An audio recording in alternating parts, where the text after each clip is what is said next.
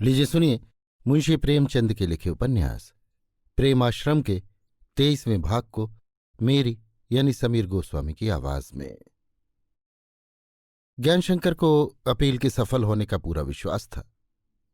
उन्हें मालूम था कि किसानों में धनाभाव के कारण अब बिल्कुल दम नहीं है, लेकिन जब उन्होंने देखा काश्तकारों की ओर से भी मुकदमे की पैरवी उत्तम रीत से की जा रही है तो उन्हें अपनी सफलता में कुछ कुछ संदेह होने लगा। उन्हें विस्मय होता था कि इनके पास रुपए कहाँ से आ गए। गौस खां तो कहता था कि बीमारी ने सभी को मटिया मेट कर दिया है, कोई अपील की पैरवी करने भी न जाएगा। एक तरफा डिग्री होगी, ये काया पलट क्यों कर हुआ। अवश्य इनको कहीं न कहीं से मदद मिली है, कोई महाजन खड़ा हो गया है।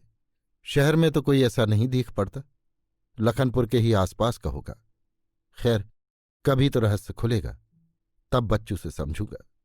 फैसले के दिन वो स्वयं कचहरी गए। अपील खारिज हो गई। सबसे पहले गौस खां सामने आए।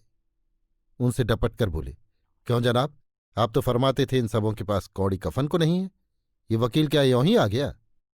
गौस खां ने भी गर्म होकर कहा, मैंने हुजूर से बिल्कुल सही अर्ज किया था, लेकिन मैं क्या जानता था कि मालिकों में ही इतनी निफाक है।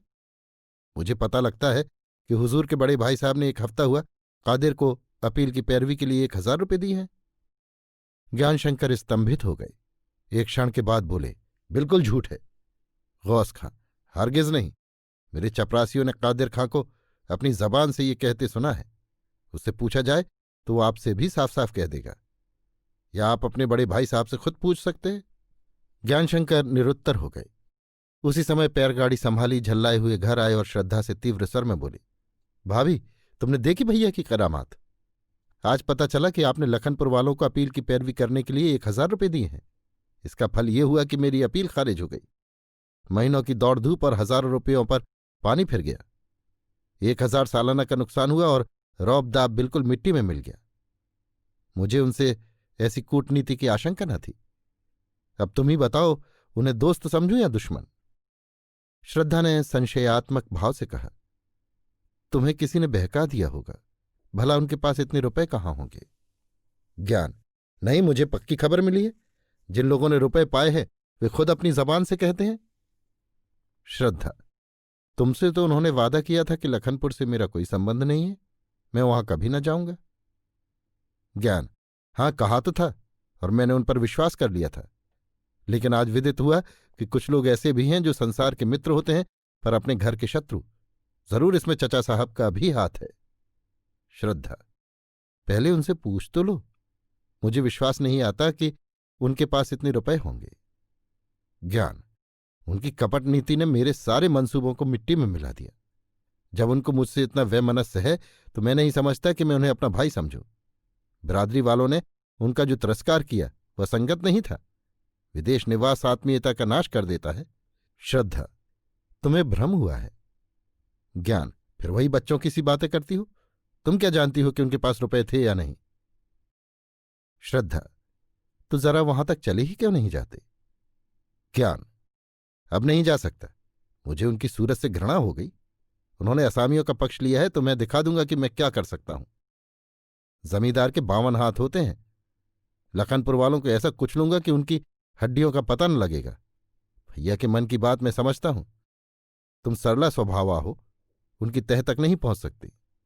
उनका उद्देश्य इसके सिवा और कुछ नहीं कि मुझे तंग करें।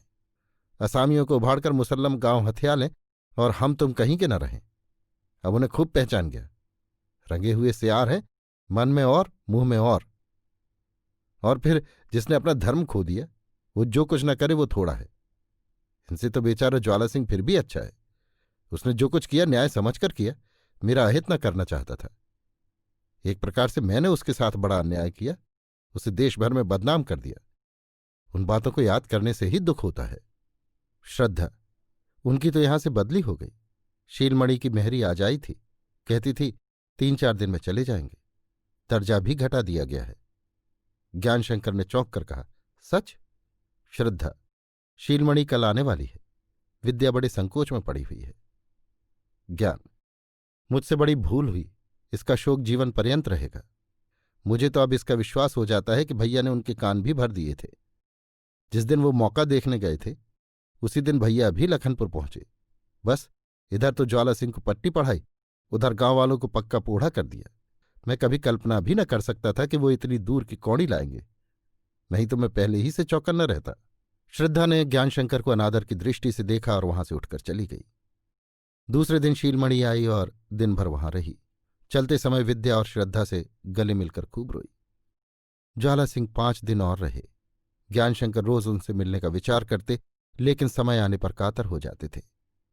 भय होता कहीं उन्होंने उन आक्षेपपूर्ण लेखों की चर्चा छेड़ दी तो क्या जवाब दूंगा। धांधली तो कर सकता हूं, साफ मुकर जाऊं कि मैंने कोई लेख नहीं लिखा, मेरे नाम से तो कोई लेख छपा नहीं, किंतु शंका होती थी कहीं इस प्रपंच से ज्वाला सिंह की आंखों में और न गिर जाऊं। 5वें दिन ज्वाला सिंह यहां से चले। स्टेशन पर मित्रजनों की अच्छी संख्या थी। प्रेमशंकर भी मौजूद थे। ज्वाला सिंह मित्रों के साथ मिल मिलकर विदा होते थे। गाड़ी की छूटने में 1-2 मिनट ही बाकी थे कि इतने में ज्ञानशंकर लपके हुए प्लेटफॉर्म पर आए और पीछे की श्रेणी में खड़े हो गए। आगे बढ़कर मिलने की हिम्मत न पड़ी। ज्वाला सिंह ने उन्हें देखा और गाड़ी से उतरकर उनके पास आए और गले से लिपट गए। ज्ञानशंकर की आंखों से आंसू बहने लगे। ज्वाला सिंह रोते थे कि चिरकाल की मैत्री का ऐसा शोकमय अंत हुआ। ज्ञानशंकर रोते थे कि हाय, मेरे हाथों ऐसे सच्चे, निश्चल, निष्प्रह मित्र का अमंगल हुआ। गार्ड ने हरी झंडी दिखाई तो ज्ञानशंकर ने कंपित स्वर में कहा, भाईजान, मैं अत्यंत लज्जित हूं। ज्ञानशंकर बोले, उन बातों को भूल जाइए। ज्ञान, ईश्वर ने चाहा तो इसका प्रतिकार कर दूंगा। ज्वाला, कभी कभी पत्र लिखते रहिएगा, भूल न जाइएगा। लोगों को दोनों मित्रों के सद्व्यवहार पर कुतूहल हुआ। उनके विचार में उस घाव का भरना दुस्तर था। सबसे ज्यादा आश्चर्य प्रेमशंकर को हुआ, जो ज्ञानशंकर को उससे कहीं असज्जन समझते थे जितने वो वास्तव में थे। अभी आप सुन रहे थे मुंशी प्रेमचंद के लिखे उपन्यास प्रेमाश्रम के 23वें भाग को मेरी यानी समीर गोस्वामी की आवाज में।